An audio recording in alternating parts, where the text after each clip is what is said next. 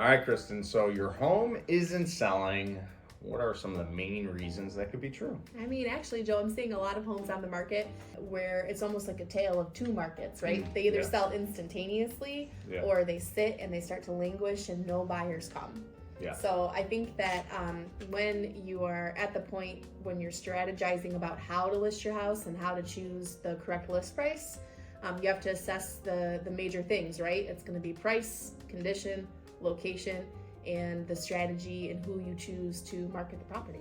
Yeah, 1000%. So what would you say as a part of, let's just go to marketing the property to start, right? So what would you say some of the things that are differentials or like super important when you go to market that property? What are some things some sellers can do?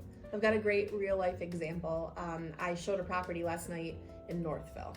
Okay. And there were comparable sales in the neighborhood that sold for over $1 million.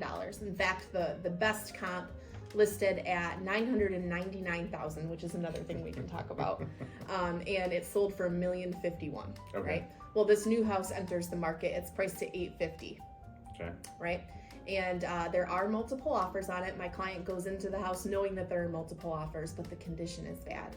And the house has been marketed with cell phone photos. There are 8 photos in $1 million neighborhood taken up and down on an iPhone, right? The lights in the rooms aren't even on. Oh.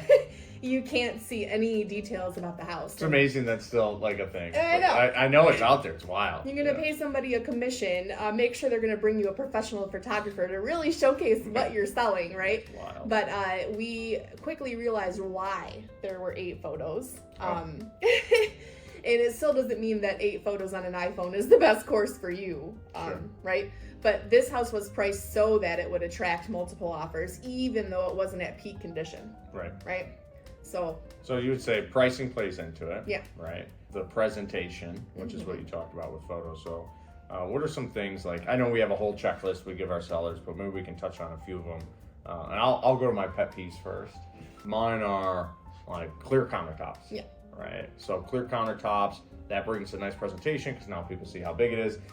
Unlike like if you go in my kitchen unstaged, you'll definitely know how many different appliances you can fit on these countertops, but that may not be the best presentation for photos, right? Sure. So that's one thing that some people can do. And I think that presentation, because you only get one shot at a first impression, right? We've been on some appointments together and it really doesn't cost that much to power wash your concrete on the way up, right? It gives her kind of a fresh feel versus that kind of drab concrete that's been there for 30 years and just not white anymore, right? So like that's another small thing people can do to improve condition that really doesn't cost much money.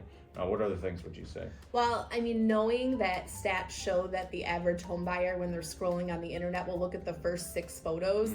You've got, the first 6 photos in your listing to make the biggest impact on buyers and to hook them and keep them scrolling along and looking at your home, right? So clear the counters, absolutely. But even the smaller things, like just making sure all your light bulbs work, right? Yeah. So cheap, right? In this house that I showed last night, half the lights wouldn't work. We couldn't tell what switch operated what. And it made my client go, are there electrical problems here? Right? So light bulbs, the countertops, put your toilet seats down, hide your dirty toilet brush, take away, the personal items from your bathroom countertops, like things like this that it may not be how you live every day, but it is how you want your house to present.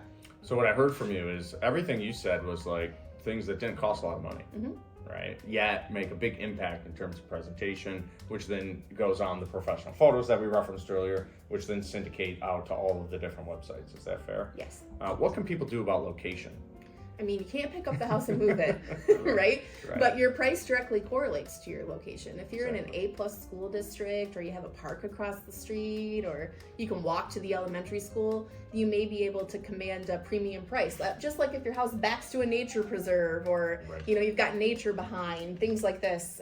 In the country, if you back to state land, those are the nuances that make it so important to strategize with the right real estate agent about the price that your house can command on the market. And we're experiencing this in Oakland Township. What direction your house faces matters a lot, right? Because the demographic that's buying those houses they care about that, right? Because it matters for their culture. Anything we missed? I don't think so. Price, condition, location, and who you choose to market it, and we're ready to help you pick the right strategy and the right marketing price for your property. Yeah, so if you like this video, go ahead and click like and subscribe to our channel. Appreciate it. Thanks.